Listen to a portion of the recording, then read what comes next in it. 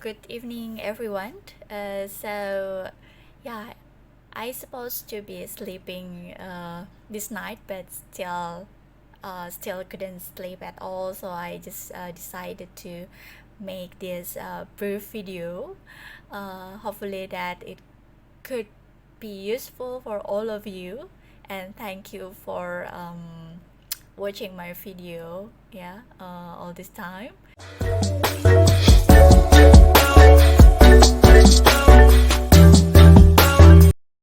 Alright, so for you who are new watching my video, so I am Dewi. I'm a non-native speaker of English, and yeah, my job is to make you feel confident, clear, and expressive in speaking English.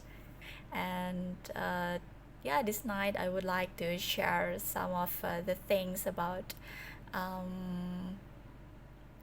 enhancing or boosting your what is it confidence in learning English. So let's check it out.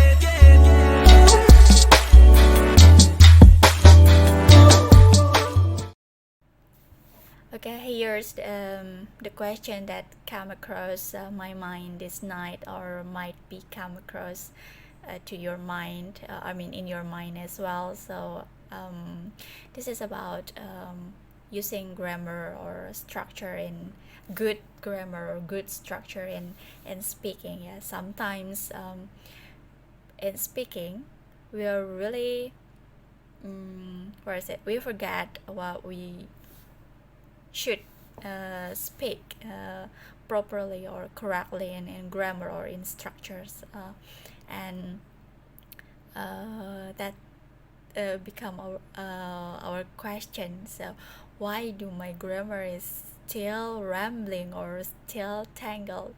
It seems that doesn't work. So yeah, I don't even close to that. I mean that used to the correct grammar whilst in speaking, but this is not happened while in writing. So I think I'm good at writing.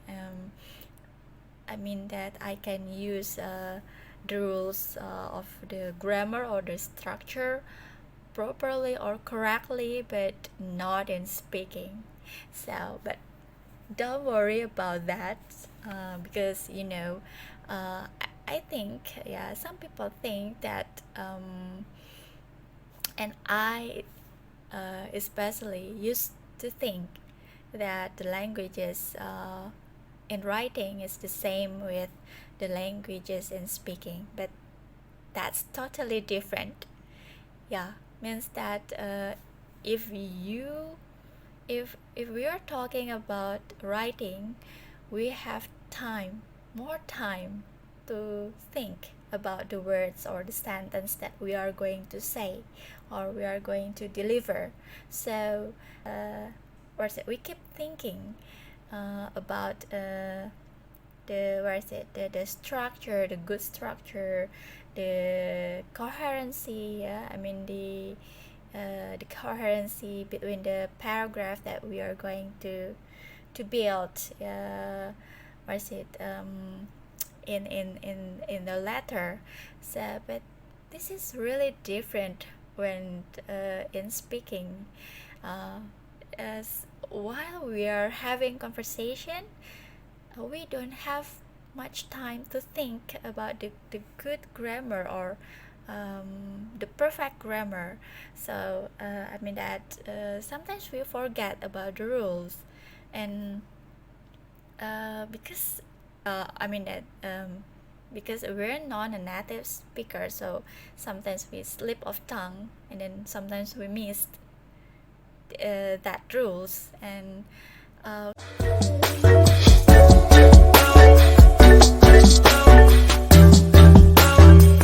think we can review your method. I mean our method, learning method. So after the long phase of learning, what you can do now is just checking your progress in learning. I mean that yeah, you think that you've been learning so hard, yeah, to what is it, and understand the context of the grammar, the 12 tenses, yeah, that you've been learning all this time, and then you try to implement it in your daily conversation, and then you still haven't got what is it, satisfaction on that. And then, but don't worry, I think you just keep doing that, just keep learning about that. I just keep implementing about the structure, about the grammar. So I think now we can check your progress in learning. I have two ways of reviewing your way of learning. I mean that you need to be more focused on that.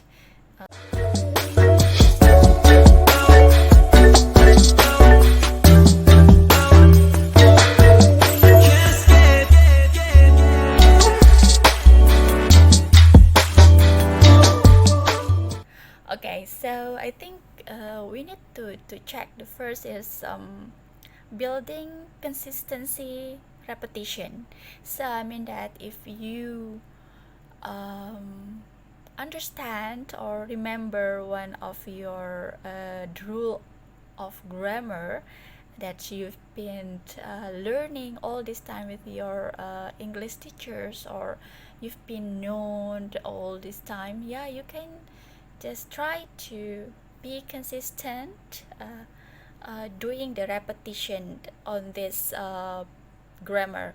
I mean that yeah, you can just drill it every day, yeah, you with a different sentence. If you're learning about the present perfect continuous tense, maybe, oh, I've been working for the company for over 4 years, yeah, or you can just, oh, I've been waiting for you since morning, but you haven't come yet, yeah, just trying to what is it, repeat the perfect continuous tense, yeah, I mean the tenses that you know better the rule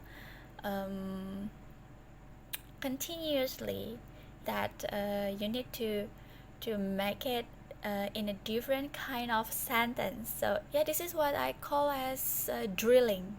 So when you have known all the rules, and then the important thing that you drill it, every day, you implement it every day. What is it, the conscious mind, that you know, oh yeah, this is the rule, and this is how you say it, this is how you say the present perfect continuous, yeah, so that you don't need to be confused anymore whether you supposed to say that, oh, I've been working for this company, or I've worked, or I just, could I just send a message or text instead of speaking.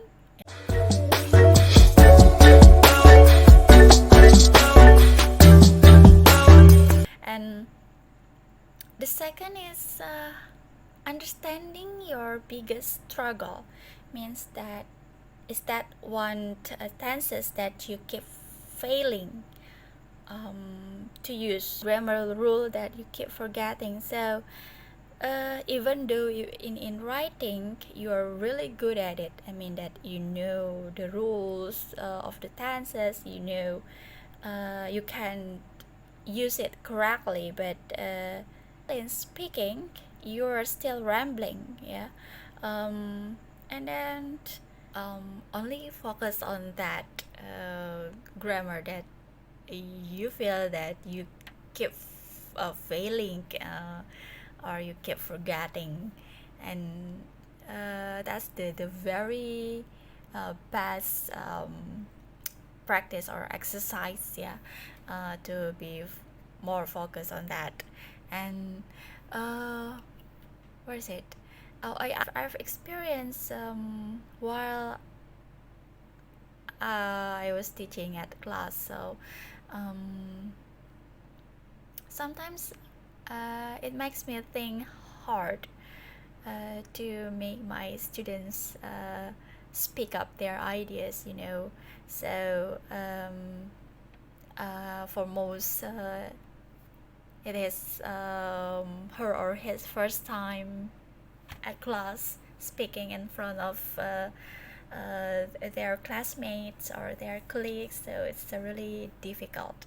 And and I really appreciate that if they can speak even just a small or just, yeah, little idea, or I mean that little conversation that they are trying to make, yeah.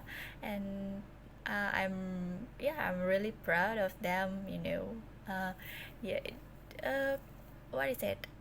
The point is that I try to analyze the way of their learning, um, the method, their method. I mean, because each of my students has their own way to absorb the lesson. To They have their unique way to speak up their minds, and I have to accommodate it one by one, and just by listening to them, so I can analyze the weakness and the strength they have.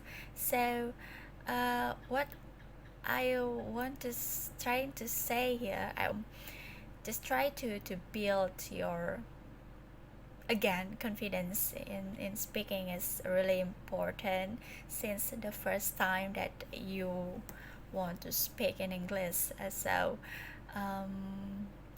and I boost them uh, while in class. So you know, some of them are really chatty. I mean that they they are freely to express their ideas, their minds, even though their grammar are still rambling or still tangled. But what I like most is that they are really confident in speaking English, and that's the most important thing. And but yeah, some of them, what is it, are really shy, you know. They are afraid of making mistakes in grammar, so they are really careful when they are trying to speak in English. And sometimes they talk and then couldn't say what they want to say, but they understand what the topic we are discussing at class. And um, what I do to them, I just ask them. I mean that I just throw the topic or the trending topic that we want to discuss it, because I mostly teach in business English, so I think it's about workspace languages or just workspace issues that we are discussing about. And I give them a topic, and then I just ask them to think a little bit. So yeah, it's about 5 minutes or 10 minutes to think,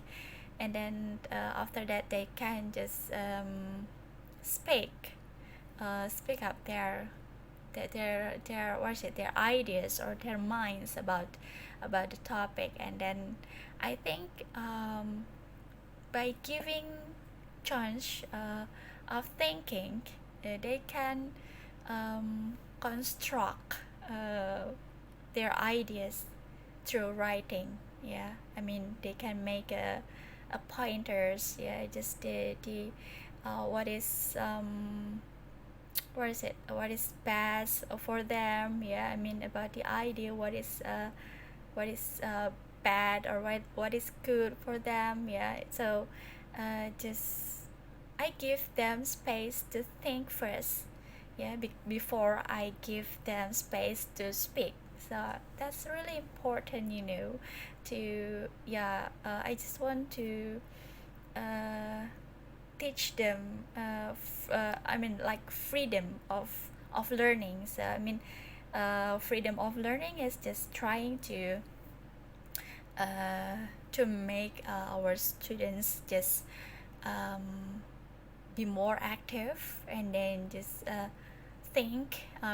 They have what is it, critical thinking means that they can, yeah, think what their ideas, and then they can floor it later, when they have built or they've constructed their ideas, and then speak to the floor, and then let's discuss together, what is it, with their colleagues or their classmates. So yeah, this is fruitful. This would be, this, or not would be, but this been a fruitful discussion when we have that, so um what is it, yeah, that's work. Okay, that's work when I ask them to write first. So I give them 5-10 minutes to write their thoughts, their minds, their point of view. And after that, yeah, I asked them who wants to be the first to deliver the ideas, or who wants to become a volunteer, to speak up first. And then yeah, they are really eager, or they are really happy, yeah, to what is it, raise their hands, and then, oh yeah, miss, come on, I just let me do it first, because I have so many things to speak with all of what is it, all of us here. Yes, and that's work. And I think that's my experience to share this night. Yeah, hopefully that it can be boosting you as well in learning English, and keeps practicing, keeps implementing. So uh, all right, see you again on my next video, and let's take a rest, everybody. Bye bye.